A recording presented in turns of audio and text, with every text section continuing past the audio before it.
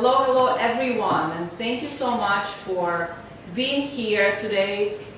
I am joined by this incredible superhero, Eli Beer, and this is not every day that I get to cook with a true hero. And he saved so many lives, thousands and thousands of lives, and he is helping to continue to do so. So welcome, Eli. Thank you for having me. This is a big treat. Likewise, Yeah. It's a huge treat for me. It's a big honor to have you here, and I want the rest of the world to know you. Thousands and millions of people know you, but it's it's always great to introduce more so people can be aware of what you've been doing. So, I just wanna throw you a glimpse of what Eli really does. So let's watch this quick video. אפשר? תן לי, אני אכנס. אתה רואה אותו? תביא פנס? כן, רואה אותו, כן? זוז רגע, תפוס את זה. Hang in there. חכה, שלא תירגע רגע. תעזוב, שחרר. הנה אבא. הנה אבא. תביא את הילד, אנחנו נרים אותו. בוא חמודי, בוא. די. לא לבכות. תן לי יד. כל הכבוד. תזה לראש, על הראש. רגע, לא יודע. כן. תרים לאט. רואי, כרגע אנחנו מחלצים את הילד. יופי, שתי ידיים שוטר. יופי.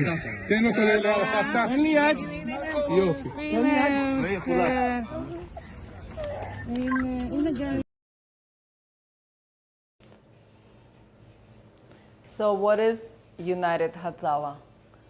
Well, it's an organization of volunteers who are all trained to be paramedics, wearing your vest. Notice this vest, guys. This is why I'm wearing it. Exactly. So you could be aware what this really is. It's not just a vest. It's a vest of a superhero that they are saving lives every single day, every moment. And they do it voluntarily, and our goal is to get to every emergency within 90 seconds. Someone is not breathing, someone is choking from some kind of food or anything. We will have someone running over. It's a doctor, it's a paramedic, it's an EMT, a nurse, and they will be there and save their lives. And then when the ambulance arrives, they could take them to the hospital, or even sometimes they were saved, they don't even need to go to the hospital.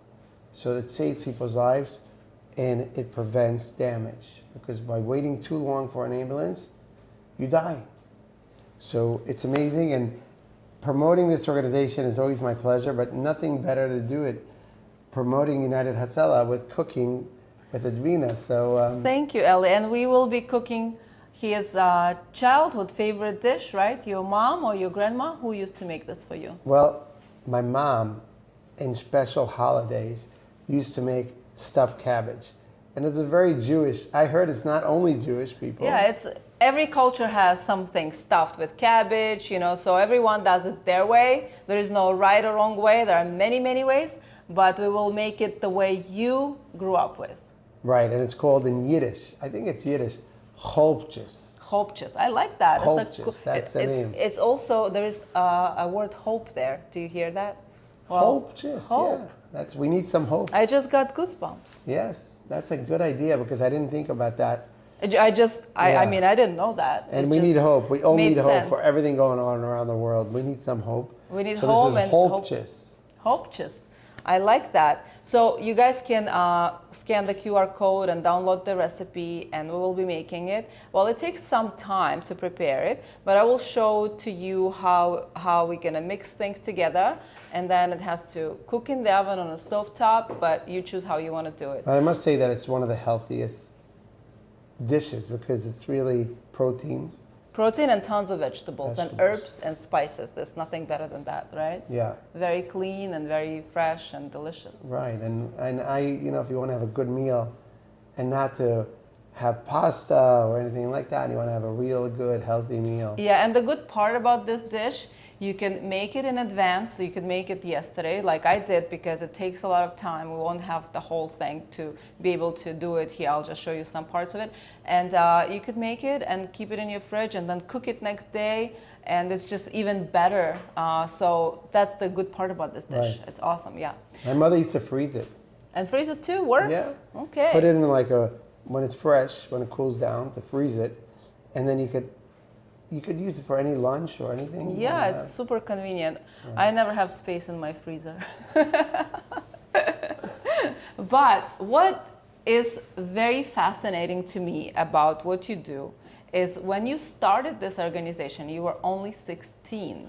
And I know how it happened. I read your book, by the way. This is the book that Eli wrote. It's called 90 Seconds. And the reason it's called 90 Seconds, he just explained to you, but I'll say it again. So the ambucycles make it within 90 seconds to the person who needs help, because if something emergency like that happens, the brain dies under 2 minutes.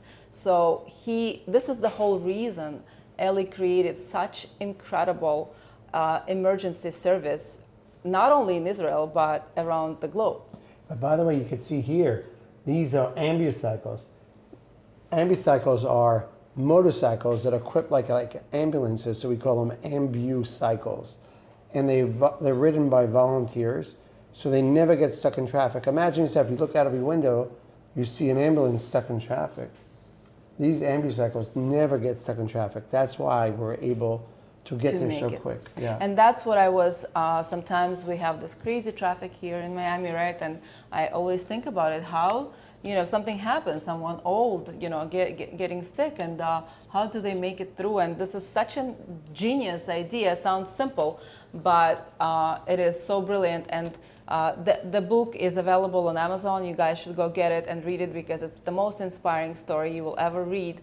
And that's what really blew my mind, that you were 6 years old when you witnessed something happened, really terrible, that the bus exploded and there were people dying, and you were standing there as a kid and they were waiting for your help, but you could not provide any and you didn't know what to do with it. And since that day, you put it in your mind that you want to be that person who saves people. And I'm getting goosebumps, and here you are. You created yourself. You made your vision come true. And this is why we have this show, because I want you guys to go and follow your dreams, because it is possible. And it was impossible at the time. Everyone turned you down, and you just never listened. And I admire you. Bravo. Thank you for... That's cool. See, this food is called chopches. Not listening to anyone who tells you not to do something and you say, no, I need to do it anyways, is called chutzpah. So chopches and chutzpah. Chutzpah. Chutzpah. It's the Hebrew word for meaning? I'm sure many people on the show would know what chutzpah is. And it's like, we never take no as an answer. And when the ambulance services said, we don't want to share calls with you, and because you're not responsible over life-saving, we said, yeah, but we want to get there before you, so you could actually treat someone alive. So we had to buy police scanners, walkie-talkies from Radio Shack. Brilliant. And listening to their calls. And so you were kind of hacking a little bit so that you could get there faster, because you knew that people need you there faster. Exactly. That's unbelievable. How old were you? 16 at the moment, yeah. Right? And that was 4 years ago, yeah. And he has a great sense of humor. I love Eli. You are hilarious. So I'm just going to start this, but let's continue talking. So how do you make sure you don't cry when you cut onions? Well, I cry. You cry. I cry, And the good thing, that's the only reason I cry, for onions. So who cares? Yeah. So Eli, tell me a little bit of that, time. How did you build this? Like, how did you start? So you started with walkie-talkies, and then go for the rest. So I actually went ahead and I bought walkie-talkies, 2 scanners in Radio Shack in Brooklyn.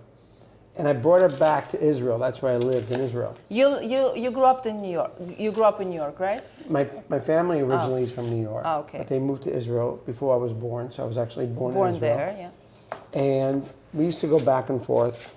I was there for a summer, and I went ahead and I went to Radio Shack. I said, I want a walkie-talkie that could hack anything. I want to hack the police. I want to hack the fire. I want to hack the ambulances, so I can know what they're doing. And I brought it back to Israel. It was illegal, but I was only 16. And I took like a basement, my father's basement, and I opened an underground command center. And I had these walkie-talkies. I bought pagers so we could send people the messages. And anyone who wanted to join had to be trained. I would train people. And I would actually take them to like a course to train people to learn how to do CPR and everything else. Because Eli, you got your AMT license when you were 15, right? Exactly. So this is the thing, kids of our lifetime, teenagers, if you're watching us, this is the type of thing you should be doing illegally, not other things. You know, illegally, he created this unbelievable rescue service that saves lives. So when you want to do something illegal, think what type of illegal thing you want to do. Good illegal things. Well, I knew if I don't do this, it was controlled. It is controlled. Ambulances were controlled. And an average response time of an ambulance then was 17 minutes.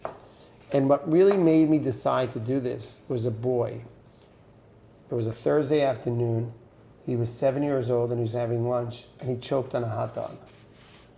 And his mother, you know, hot dogs are very dangerous. I went to save him on the ambulance. I was a volunteer. And it took us 21 minutes to get to him. And we saw the mother on the floor crying, hysterical, and she was begging us to save her son. We knew when we got there that there was zero chance of saving him because we got there too late.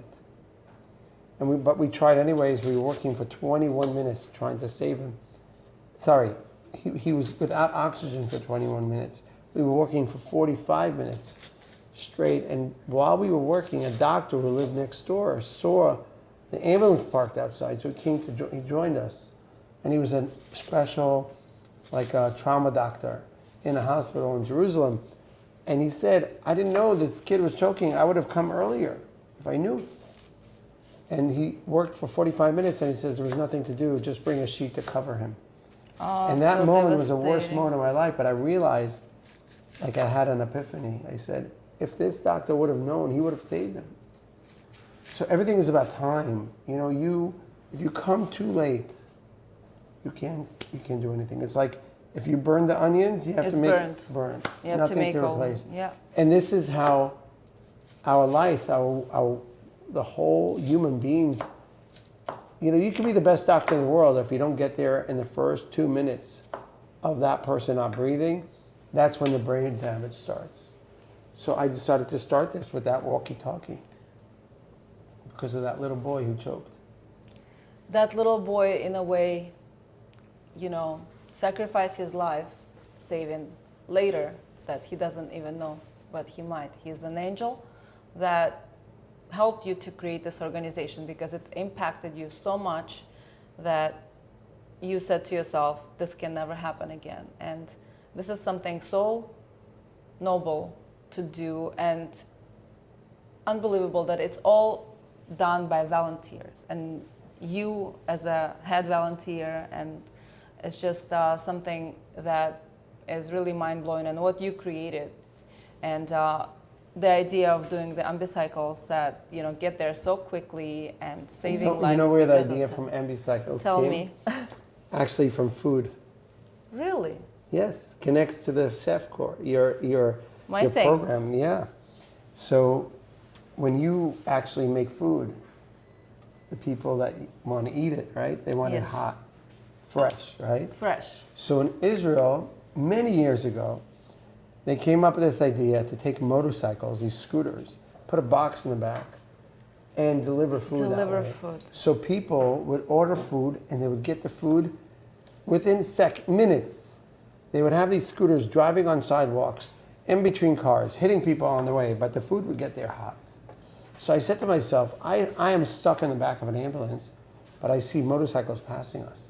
to deliver food. When we get to the patient, he's freezing cold, but that motorcycle with the food is getting there when the food is hot. So it's also equipped with a heat and, you know, protected walls and everything. That's a brilliant idea. They came up with food, but you came up with something more important, saving lives. Yeah. And I'm gonna quickly tell you guys what I'm doing with the food here. So I have onions. So we have to prepare the stuffing, like the filling. So it's ground beef I have here, and the onions that I'm gonna saute. The reason we wanna saute it, because it's gonna give like really much nicer flavor to the, if we put it raw, it's not as good, because we wanna caramelize the onions, create that sweetness, and we're gonna caramelize it along with carrots.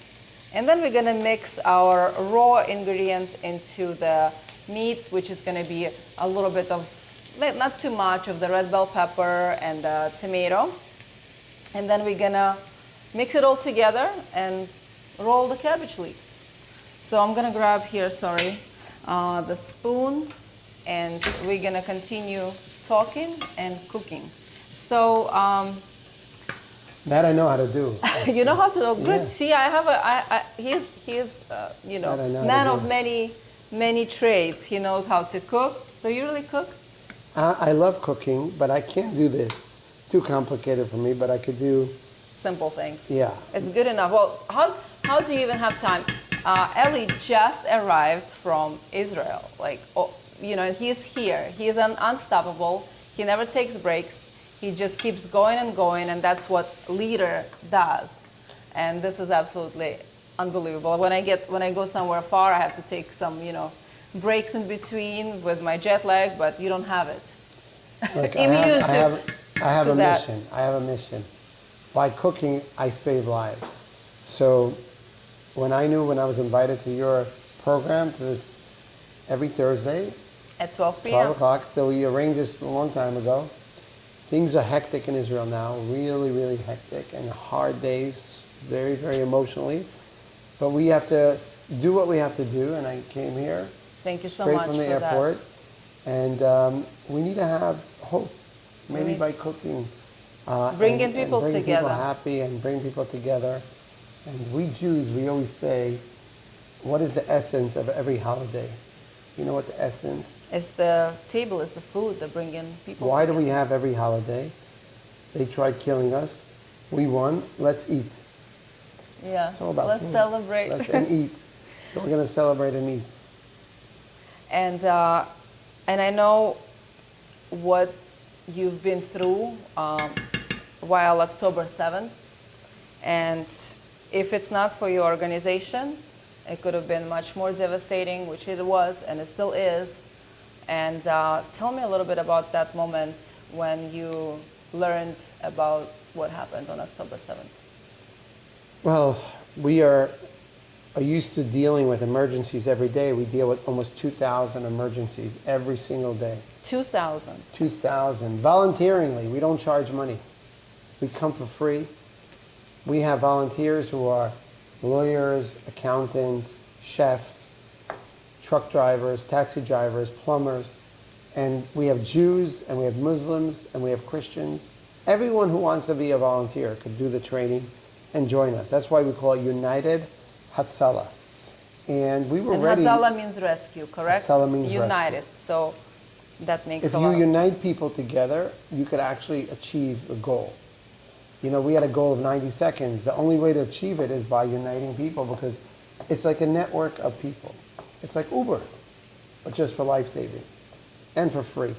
So that is think about it. Uber, if they didn't have enough people everywhere, they wouldn't be efficient. Yeah. The reason we are efficient is because we have a network of people everywhere. So we have the Jews and the Druze and the Christians and the Muslims.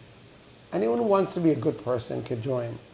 And October 7th, early in the morning, when we realized what's happening very early, I'm talking about 6, almost 7 o'clock, we realized that we have a serious event happening. We didn't know what it was, but they had a festival with 3,500 people dancing.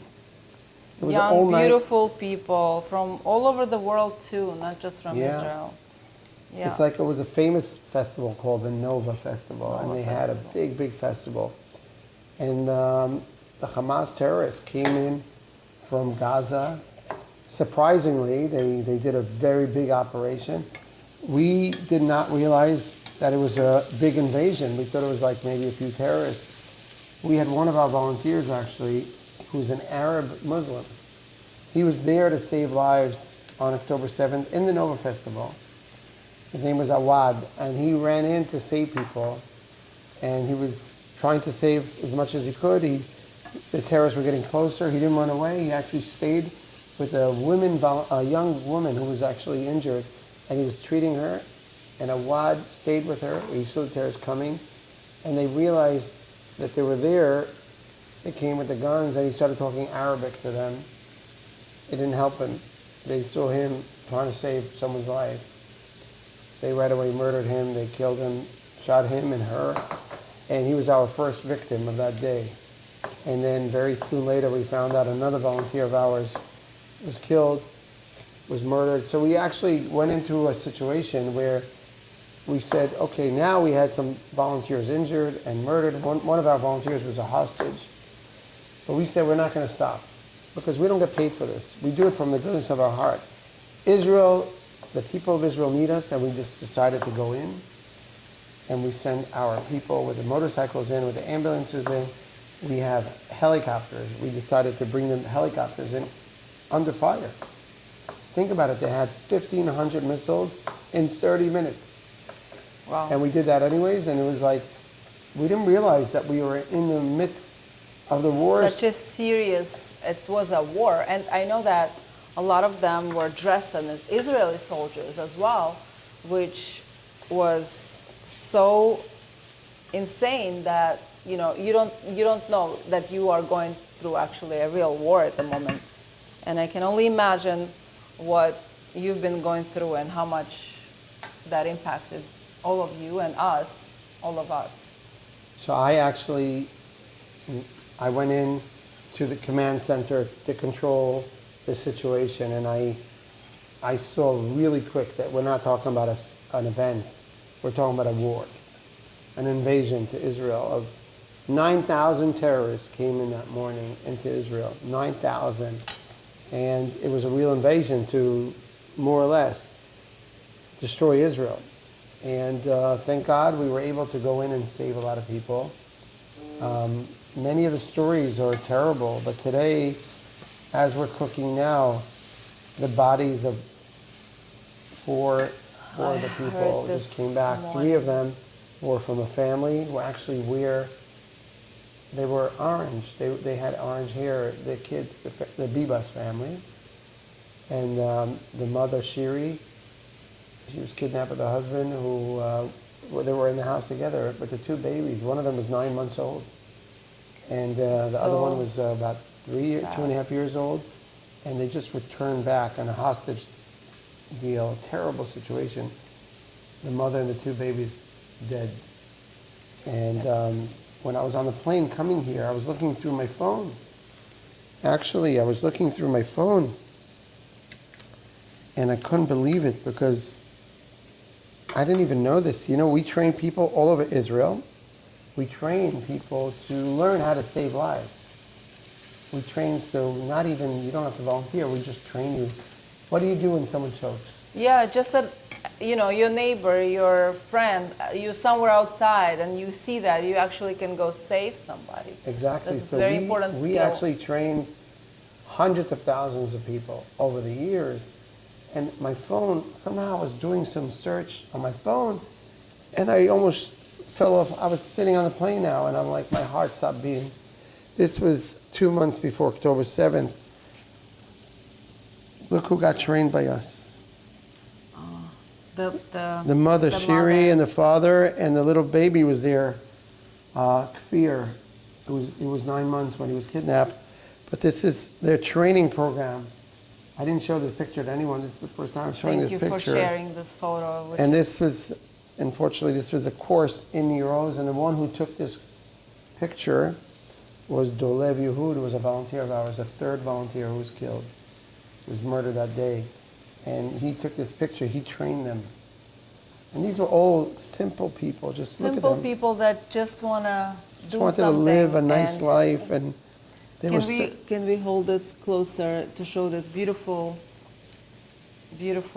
family that we are so unfortunate to learn that what happened this morning, and it is absolutely devastating. And you just see good hearts, good people just going through their life, and it's just sad. It's just sad that there is still war in the world. In this time and age, 2025, we should not be going back in time. We should be united, as United Hatzalah is what it does, and it is very sad, but there is always hope, and we believe that, that United Hatzalah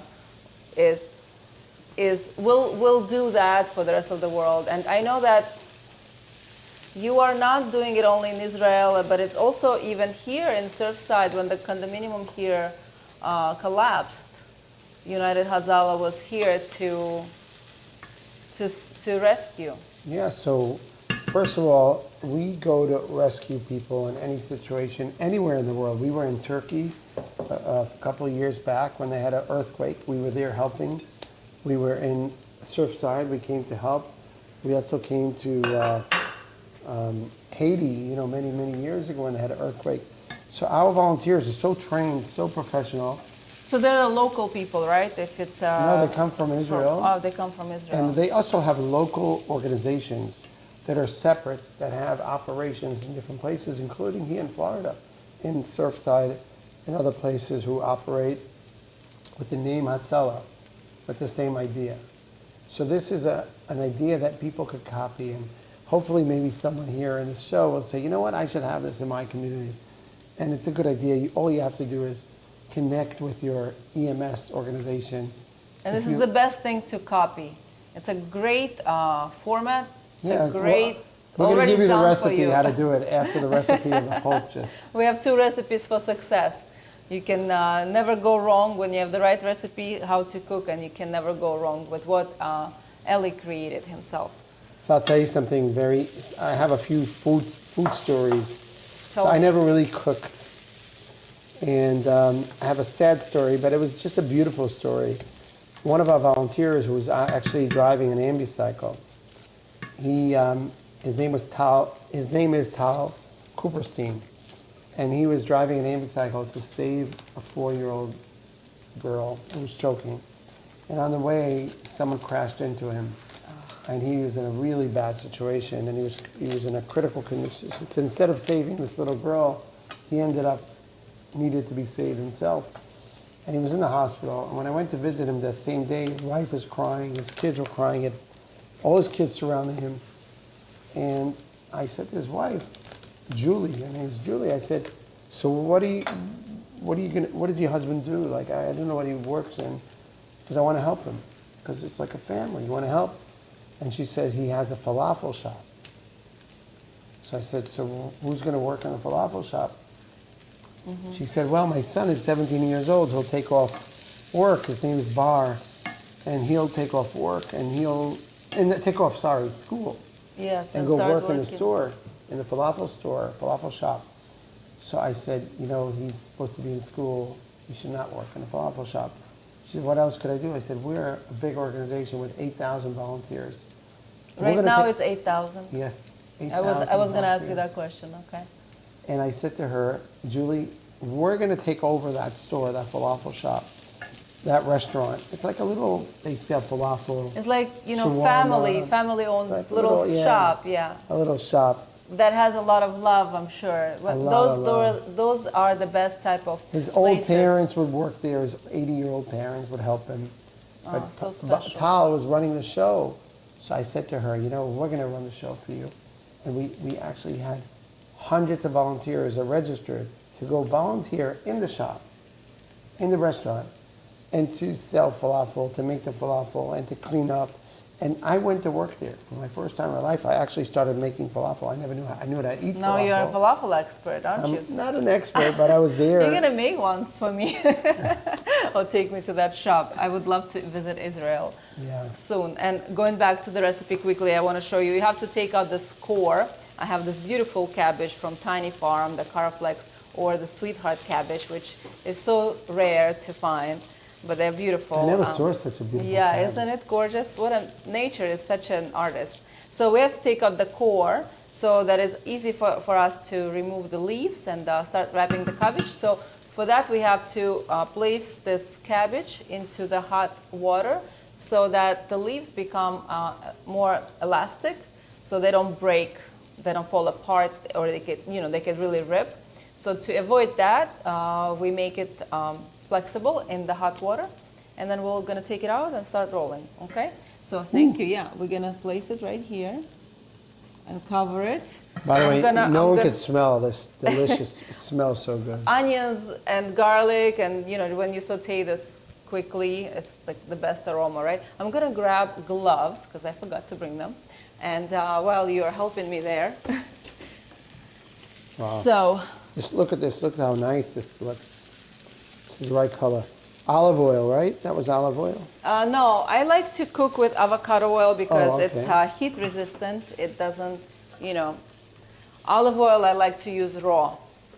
So okay, I didn't know that. You see? Because I learned something. Olive oil is very low heat resistance, and it starts producing carcinogens. So Gitti, if you hear this.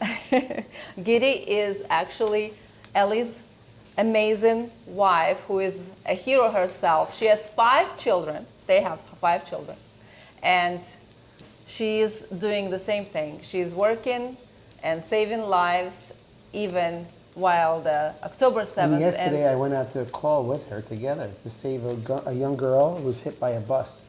You were there with her. I was there with, I came separately, and my wife shows up separately. We came in separate cars. Wow. And we were working together, but she's a bigger expert than I am. She must be, because she's a mother. Yeah. She's been through so much, raising those kids. You know what my wife said to me years ago? She said, Gitti said, I don't understand when we have some situations with women injured, or a woman is giving birth, or God forbid a woman lost a baby, a miscarriage. Why do we need men in the show if we have women? Let's create a women's division, so in certain situations where women feel more comfortable, we could give them like the priority to go to calls, because all the volunteers want to go to calls, and we never did a different, whoever's closer.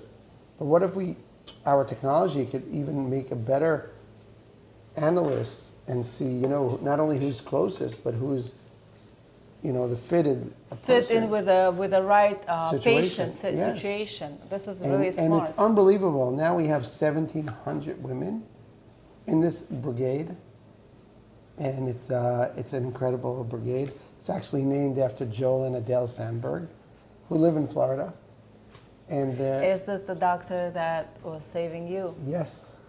Yes, I've read about it, and I want to bring that conversation up after you finish that. It's unbelievable what Eli went through. While COVID, he got so sick that he almost died, and lots of people were there to do their best to save his life, and they sure did, and I'm so grateful they did, because the world needs you. Yeah, I guess so. I mean. Yes, absolutely. Yeah. Yes. So I have here the meat, the onion, the tomatoes and the peppers, and I put some paprika. And now we're gonna the throw. The meat looks good. It's actually very red. It's good kosher beef. Kosher. Yeah. So we have the rice. I'm gonna put some rice. You have all the measurements there, but I'm just eyeballing everything. This is the first time I actually saw that you put rice in. I knew they have rice. I didn't know how. Oh, well, I'll explain to you why you have to put rice. Once I forgot when I was making Armenian dolmas and grape leaves, and I'm eating, and it's like, and I make with Wagyu beef, which is really tender and incredible, but it's like one piece. It doesn't like fall apart. So what it does without the rice, the starch in the rice makes the meat, it's just softer and just like it just melts in your mouth. Without rice, it's just one block, basically. Even if it's soft, it's just not the pleasant texture. So do not forget the rice, and it has to be short grain rice, because if you do jasmine rice, it also does not have the same qualities as the short grain starchy rice. Make sure you could use sushi rice, arborio rice, that type of rice works very, very well. So now we're gonna throw in this delicious sauteed vegetables, the carrots and the onions. And we're gonna mix it. That's why I have the gloves on. That's the only time I wear gloves. I don't like cooking with gloves because I don't feel the food. But like to mix it, it's better. I'm gonna throw this in here. And I'm gonna grab a couple of this herbs. So we have to cut some fresh dill and fresh parsley. I cannot live without herbs, so we always have to add a lot of those.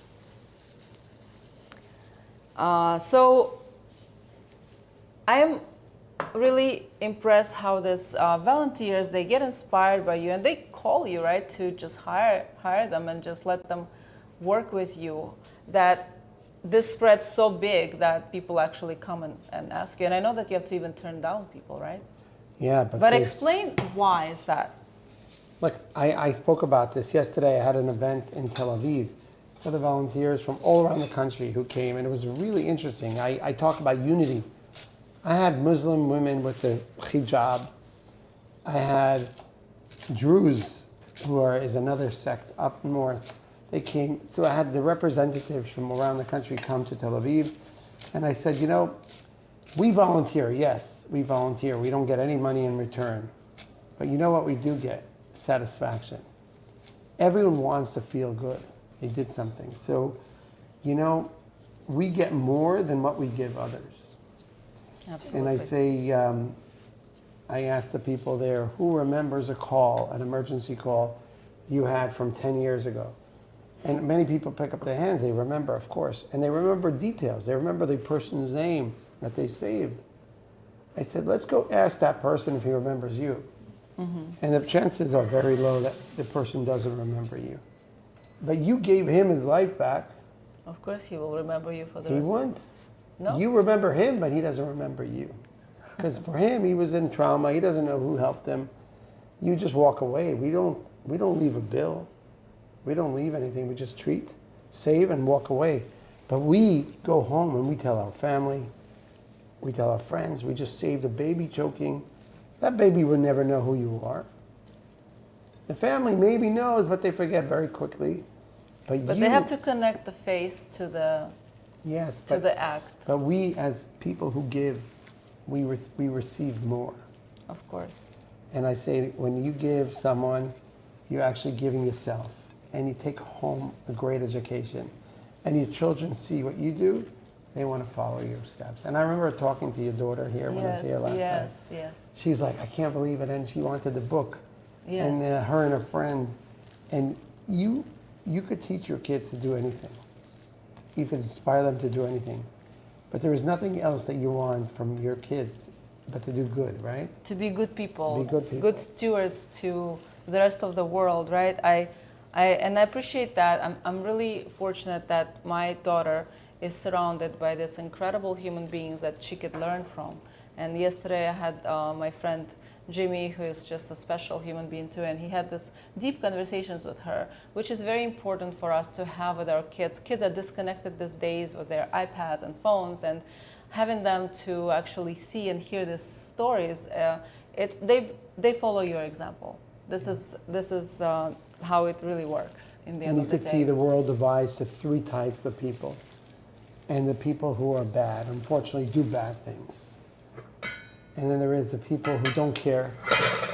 They don't really care about anything. They don't care about doing good or bad. They live their own life. And then there is the people who do good, who change the world. We call it tikkun olam. It's the people who fix the world. People like you who have your own show But you think, how could I inspire people to do not only good food, but to hear about good organizations? Yeah, this is the whole purpose, and it just makes me so happy that I'm able to do this and to bring to the world this absolutely phenomenal human beings that making such a difference in the world and life and what they've been through, and they can inspire people, and they can, that people actually get up and do something, and this is what it's all about. And if food is part of it, that brings people together, so that makes me very, very, very, very happy. And tell me, I want to go back to the COVID story, that this was 2020 Yep. that this happened, and Eli had a really terrible time with it, but he's thankfully here with us. And tell me a little bit that, what happened. I was actually in Miami. You're not going to believe it. I was here maybe 3 blocks away from here in a hotel. And I was with my daughters. My 2 daughters were with me. And we were supposed to be in some kind of a friend of ours bar mitzvah who I came for. And that morning, it was March 2020, beginning of March. And I didn't feel so well. And I came all the way for this bar mitzvah. I came all the way from Israel. And I told my daughters we're not going. She said, why not? My daughter said, why not? I said, listen, I don't know what's going on. No one knew about COVID yet here, especially not in Miami. And I said, I'm not going. I feel like maybe I have something wrong with me. Did you? Wow, it's interesting that you felt it just because you had some fever, right? I felt it was a weird feeling. It wasn't a regular cold. I've been sick before with colds, with flu. Right. And I said, something is weird. I'm not going to maybe it's COVID. I didn't want to say the word COVID. I didn't want to say, first of all, we didn't know what COVID is. We were calling it Corona. They call it Corona. Yes, I remember. It was Corona. And it wasn't the beer. It wasn't the beer. I'm a beer. It would have been cool, Corona beer. That's hilarious. So I ended up not going to the bar mitzvah. The next day, I took my kids. I said, you go out of this country. I'm not going on a plane. I'm maybe sick. You go back to Israel. The last plane leaving Miami to Israel, they went on. And I stayed in some place, and then I felt worse. I couldn't breathe. I'd go, and nothing's getting observed. And then I went to the hospital, and the doctor says, I was the first one in the ICU. First one in the ICU here in the University of Miami. And the doctor says to me, Eli, we have nothing to do to you. We have to put you on a ventilator. That means induce me into coma. And I said, are you kidding? Look at me, I'm okay. He said, no, you're not okay. You have COVID. I said, I have what? And he said, this is a new thing that's starting now. I said, yes, I know what it is, I heard, but I don't have COVID. And I was fighting with the doctors, and they were all dressed up like they came from Mars. Like they were in, like, it was surreal. Nobody really understood the severity of that virus at the moment. So of course you don't even believe that this is happening. The doctor said I had a 5% chance survival. 5%? That 5%. means you're dead, pretty More much. or less, yeah. So I was laying there in bed, and I had to decide what I want to do with the next 30 minutes that he gave me to call. Who should I call? So I actually called my wife and kids, and I said goodbye to them. And they were crying, and I said, listen, all I want for my kids, I want you to be good people, that's it. I don't care how smart you are in school, I don't care about anything, just be a good person. Just be good, do good things. And of course I said goodbye to my wife, she was hysterical. I said, don't be hysterical, you'll find a new husband, good, better looking.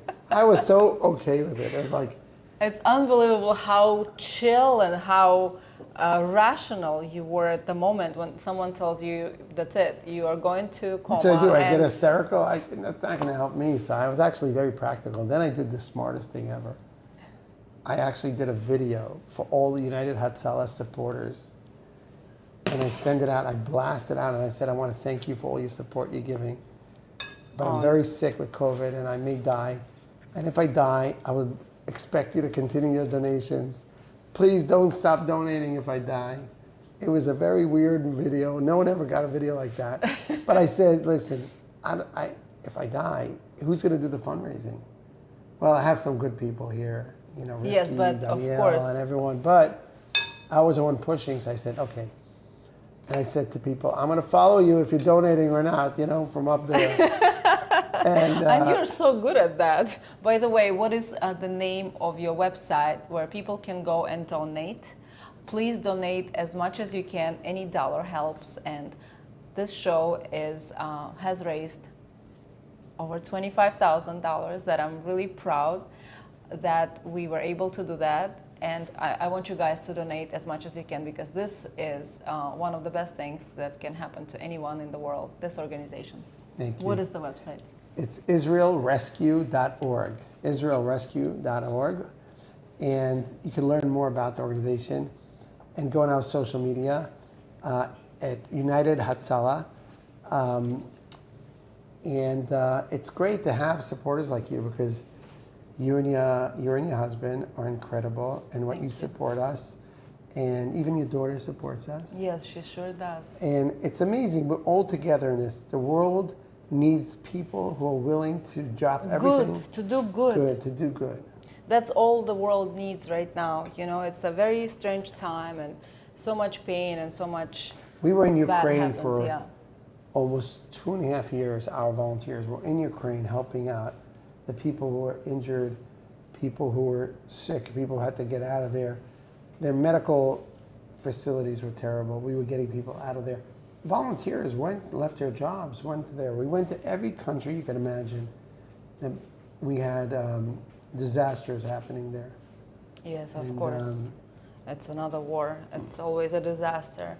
And the reason it is called Israel.com, Israel Rescue. IsraelRescue.org, is because people make mistake with the spelling of Hatzalah, so it's easier to just go on IsraelRescue.org and donate. It goes right to United Hatzalah, correct? Right. Yes, and I'm going to quickly say, and I'm you just can going see to my have email there if you want to ask questions, and we'd love to have you visit our headquarters if you ever come to visit Israel. And you just were there, and you were doing something in the south of Israel, right? Building something that. Could you tell us a little bit about it? And before you do that, I just want to show quickly that you have to cut out this part because it's hard and it's not going to roll properly. So just like easy, just cut out, and that's it. And we have, look at our beautiful, beautiful leaves already, and they are flexible now. So we're going to put the meat. You can make them this size, you can make them half size, however you want. So I'm going to start wrapping. I'm just going to grab a spoon here again. And I didn't know you're a rapper. I didn't know that either. I'm not a big rapper. So the question was... So the question about what we're building.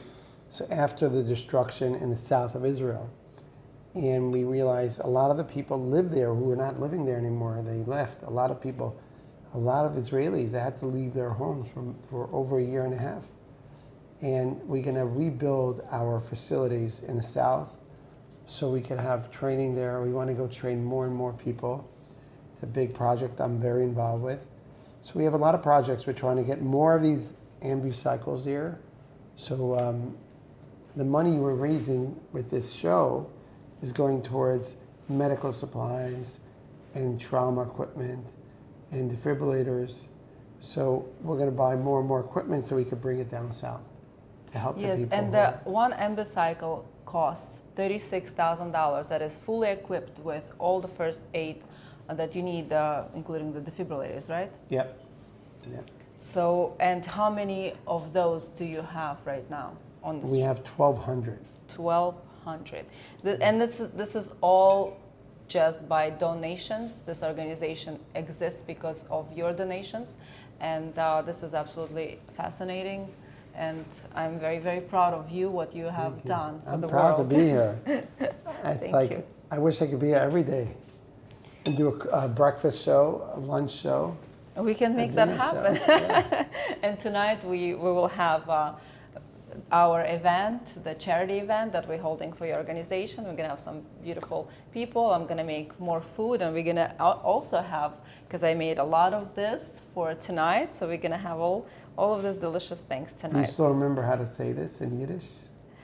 Yes, it's hopches.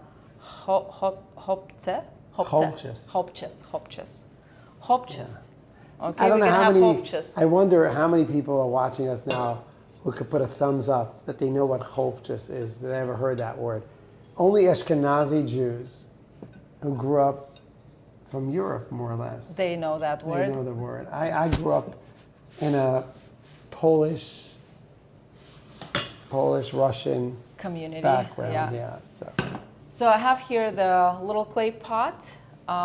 You could use, regular pot, but I like the clay pot because it makes everything taste so much better, and roasting it also does something more. So we're gonna fill up this pot with this delicious hoptes, and I'm gonna just finish doing this couple, and I'm gonna show you the end product because, like I said, it takes an hour and a half or two to cook in the oven. Depends how much you made, and I made a lot. And we're gonna pour this is a passata tomato sauce, which has some seasoning, salt, and pepper. And we're gonna pour it over, and some also hot water. And you can use the hot water from the cabbage. It's already flavored with cabbage, so you don't need to make any extra, which is a little tip for you.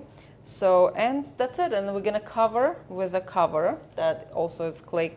This clay pot has a really great cover, and it's gonna go to the oven. And I'm gonna show you what and we're gonna taste it. Yes.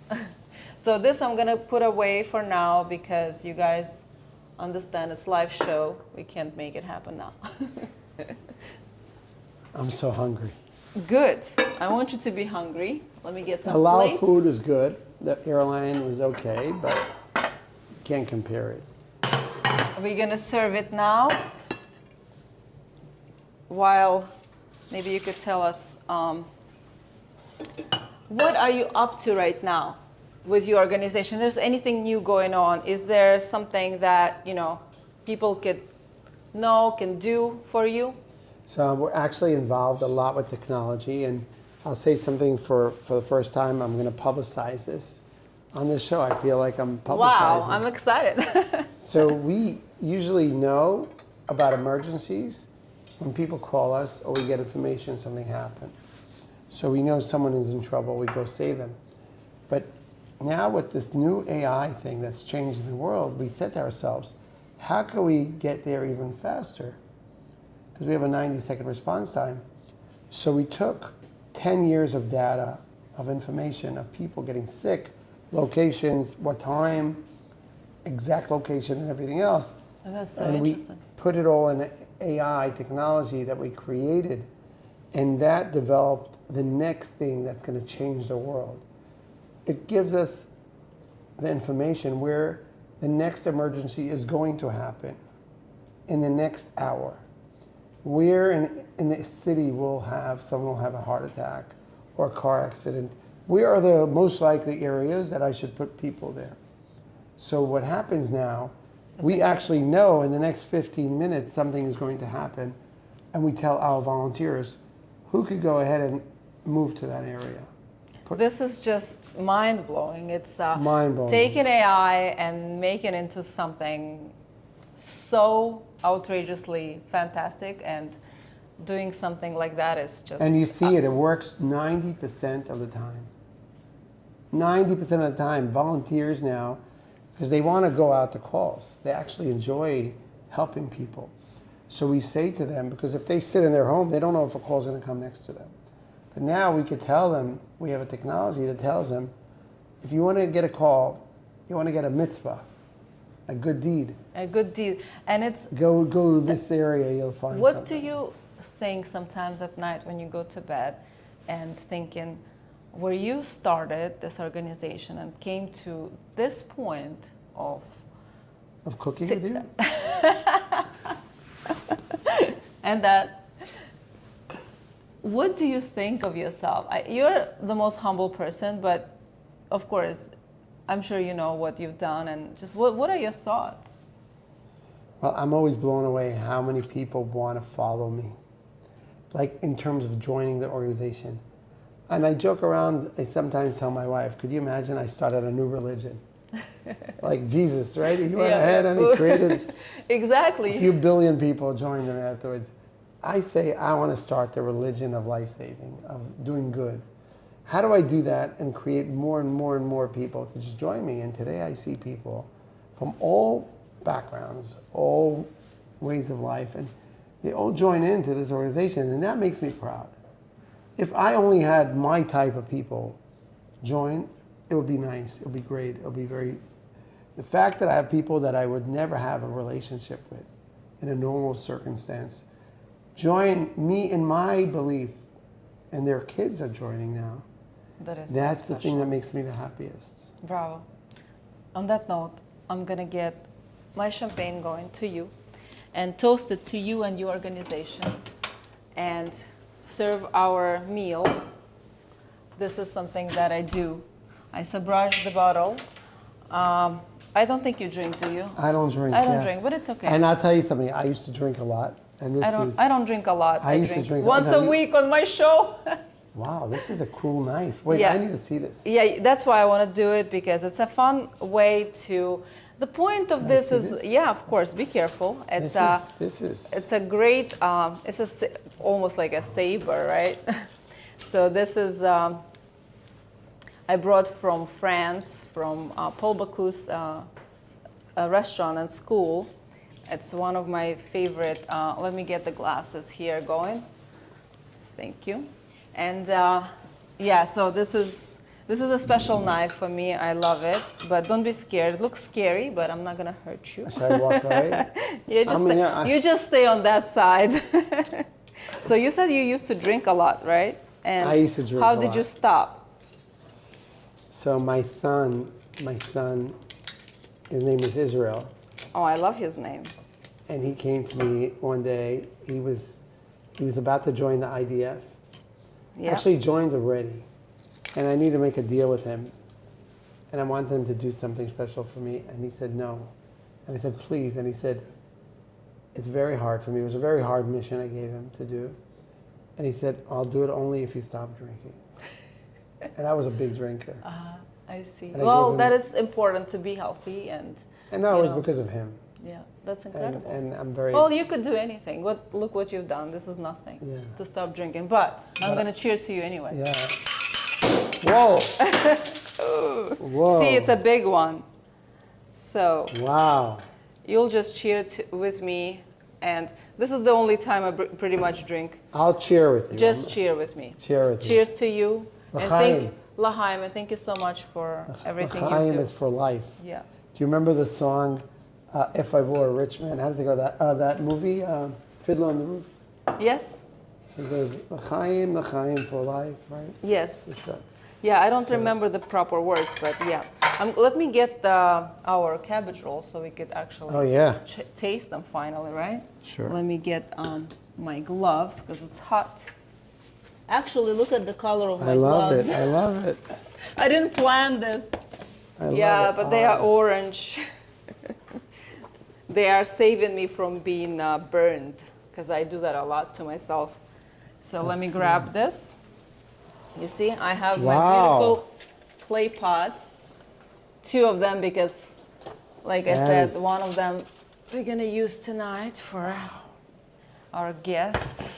So Wow. let's see. Woo! Wow. They are a little bit crispy here, but I like that. And they're not burnt. They just gonna taste even better. So This is actually the best. I could guarantee, and I hope my mom is not watching this show. I don't think she is. She's 95 years old. But if my mom would watch it, she'll be a little offended. But this looks better than what my mother used to make. Don't tell mom. Mom's is always better. No, Mom's maybe it is always tasted better, but it looks. This one. Yeah. This is like So we have here this delicious cabbage rolls, and there's a lot of delicious juice here that we have from. You see, we just pour some over, and we're gonna taste it. And Wow. let me get you a fork and a knife. And the knife. I should have prepped that earlier. But this week was insane. So should I be the one tasting? Yeah, you're the one who's tasting. So I hope it's good. I hope it's as good at least as his mom's. this is my first time I'm actually But it might be eating. really hot. Be careful. It's a big bite. So the first time I'm having it this in a long time. Really? Yeah, and I know the place you buy the meat is delicious. Yeah. It's like delicious. Delicious, the best kosher quality, meat. yeah. So I didn't eat kobches for maybe 5 years. 5 years. You know 'Cause what? my mother used to Probably make it I haven't eaten them for 5 years as well. My mother, I think the last time she made it when she turned 90. Now she's 95. So I'm so honored to make you your favorite dish that your mom used to make, and I want to know how it tastes. Wow. Really? Because I haven't made them for 5 years either. But that's what I love about this show, that I have people with their, Wow. childhood favorite food that they love so much. And you know what? I love and it's the a rice. challenge for me to actually make it. But I never practice. I just make it on the day of or whatever. I'll tell you what I like about the texture inside. It's like a little crispy because of the rice. Yeah. It's not the rice my mother used to make, which made it, like you said, she used to make the other rice. And it made it like mushy. This is like more, each one is individual. Oh, really? And you feel it. It's really good. Oh, yeah, let me try that. Here, I'll give you one. Sure. Thank you. It's really good. So we will be wrapping up here, guys, and I'm gonna taste this and let you know if I like it, because I'm my biggest critic. It's not bad. I like it. It's good. Very good. Thank you so much for watching us, and thank you, Eli, for being here and for everything you do for the world. And thank you, Rivki, Our for world helping arrange hero, this. Rivki, is his little angel that flies around and makes sure everything is done correctly. And I have my angels behind the scene there that are also doing so much for me, and without them I would not be here. So thank you all so much, and I'll see you this coming Monday. I have a surprise guest that will be joining me, and you would really enjoy that conversation here. L'chaim. L'chaim.